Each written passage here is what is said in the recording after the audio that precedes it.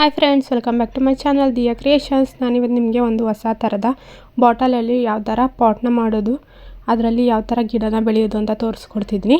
ಇಲ್ಲಿ ನಾನು ಫಸ್ಟಿಗೆ ಕ್ಯಾಪ್ ಹತ್ರ ಸ್ವಲ್ಪ ಗ್ಯಾಪ್ ಬಿಟ್ಬಿಟ್ಟು 1 ಇಂಚಷ್ಟು ಗ್ಯಾಪ್ಗೆ ಕಟ್ ಮಾಡ್ಕೊಳ್ತಿದ್ದೀನಿ.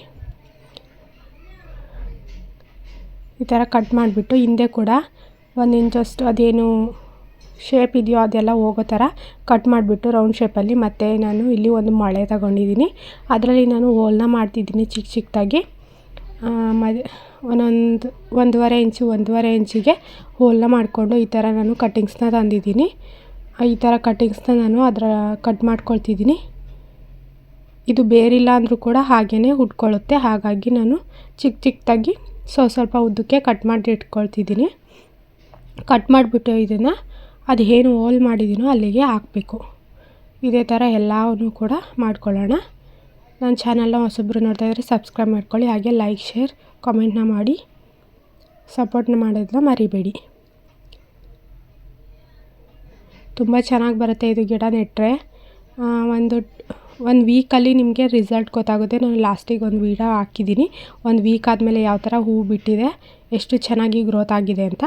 ಇದೇನು ಹೋಲ್ ಇದೆಯೋ ಇದನ್ನು ಸ್ವಲ್ಪ ಮಣ್ಣು ತೆಗೆದ್ಬಿಟ್ಟು ಒಳಗಡೆ ಹೋಗೋ ಥರ ಪ್ರೆಸ್ ಮಾಡಿ ಅದ್ರ ಮೇಲೆ ಕೂಡ ಮಣ್ಣು ಹಾಕಬೇಕು. ಅದರೊಳಗಡೆ ಮಣ್ಣು ಹಾಕ್ಬಿಟ್ಟು, ಇಲ್ಲ ಫಸ್ಟು ಗಿಡ ಹಾಕಿ ಆದರೂ ಮಣ್ಣು ಹಾಕ್ಬೋದು, ಇಲ್ಲ ಮಣ್ಣು ಹಾಕ್ಬಿಟ್ಟಾದರೂ ಗಿಡ ಹಾಕ್ಬೋದು. ನಾನು ಫಸ್ಟು ಮಣ್ಣು ಹಾಕ್ಕೊಳ್ತಿದ್ದೀನಿ. ಇಲ್ಲಿ ನಾನು ಗೊಬ್ಬರನ ಮಿಕ್ಸ್ ಮಾಡಿದ್ದೀನಿ ಸ್ವಲ್ಪ ಮರಳಿಗೆ. ಇದು ಪೂರ್ತಿ ನಾನು ಮರಳು ತಗೊಂಡಿದ್ದೀನಿ. ಸ್ವಲ್ಪ ಕಲ್ಲನ್ನ ಸಣ್ಣ ಕಲ್ಲನ್ನ ಮಿಕ್ಸ್ ಮಾಡ್ಕೊಂಡಿದ್ದೀನಿ. ಈಗ ಇದೇನು ಕಟಿಂಗ್ಸ್ ಮಾಡಿದ್ನೋ ಆ ಗಿಡಗಳನ್ನ ಈ ಥರ, ಇದಕ್ಕೆ ಏನಂತಾರೋ ನನಗೆ ನೇಮ್ ಗೊತ್ತಿಲ್ಲ, ನಮ್ಮ ಕಡೆ ಅಂತೂ 12 ಗಂಟೆ ಗಿಡ ಅಂತ ಅಂತಾರೆ. ಅದನ್ನು ನಾನು ಚಿಕ್ಕದಾಗಿ ಕಟ್ ಮಾಡಿ ಅದು ಯಾವ್ಯಾವ ಹೋಲ್ ಇದೆಯೋ, ಎಷ್ಟು ಹೋಲ್ ಇದೆಯೋ ಅಷ್ಟು ಹೋಲಿಗೂ ಕೂಡ ಒಂದೊಂದು ಅದು ಕಟಿಂಗ್ ಇದೆಯಲ್ಲ ಅದನ್ನು ಹಾಕ್ಕೊಳ್ತೀನಿ. ನೀಟಾಗಿ ಫಿಕ್ಸ್ ಮಾಡ್ಕೊಳ್ಳಿ, ಬಿದ್ದೋಗೋ ಥರ ಮಾಡಬೇಡಿ. ಸ್ವಲ್ಪ ಒಳಗಡೆ ತಳ್ಳಿ, ಅದು ನೀಟಾಗಿ ಹೋಗುತ್ತೆ. ಮರಳಾಗಿರೋದ್ರಿಂದ ನನಗಂತೂ ನೀಟಾಗಿ ಹೋಗ್ತಾ ಇದೆ. ನೀವು ತುಂಬ ಗಟ್ಟಿ ಮಣ್ಣು ತೊಗೊಂಡ್ರೆ ಸಿಗ್ಸೋಕ್ಕಾಗಲ್ಲ, ಮುರಿದೋಗ್ಬಿಡುತ್ತೆ ಅದು ತುದಿ. ಇದೇ ಥರ ನೀಟಾಗಿ ಎಲ್ಲ ಕಡೆಯೂ ಸಿಗಿಸ್ಕೊಳ್ಳಿ. ತುಂಬ ಚೆನ್ನಾಗಿ ಬರುತ್ತೆ ಗಿಡ ಅಂತೂ, ಹೂ ಬಿಟ್ಟಾಗ ತುಂಬ ಚೆನ್ನಾಗಿ ಕಾಣುತ್ತೆ.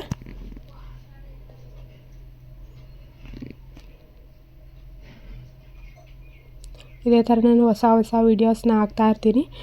ವಿಡಿಯೋ ಕಮ್ಮಿ ಮಾಡಿದ್ದೀನಿ.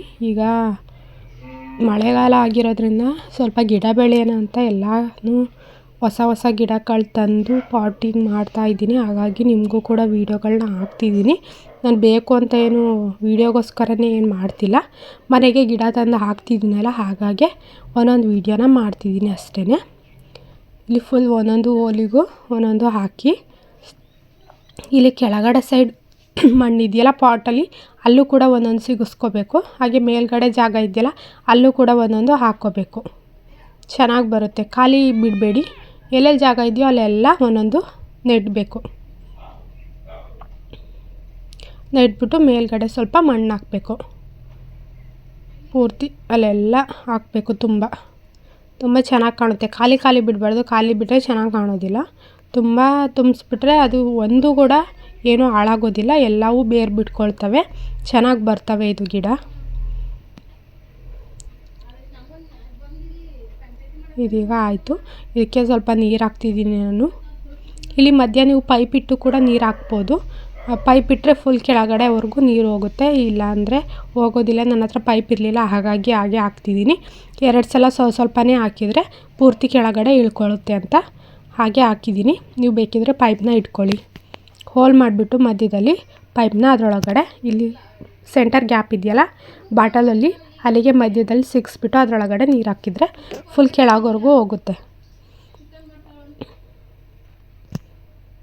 ಇದೇ ಥರ ನೀರು ಹಾಕ್ಕೊಂಡು ಇದನ್ನು ನಾನು ಒಂದು ವೀಕ್ ಆದಮೇಲೆ ಯಾವ ಥರ ಗ್ರೋತ್ ಆಗಿದೆ ಅಂತ ಕೂಡ ತೋರಿಸ್ತೀನಿ.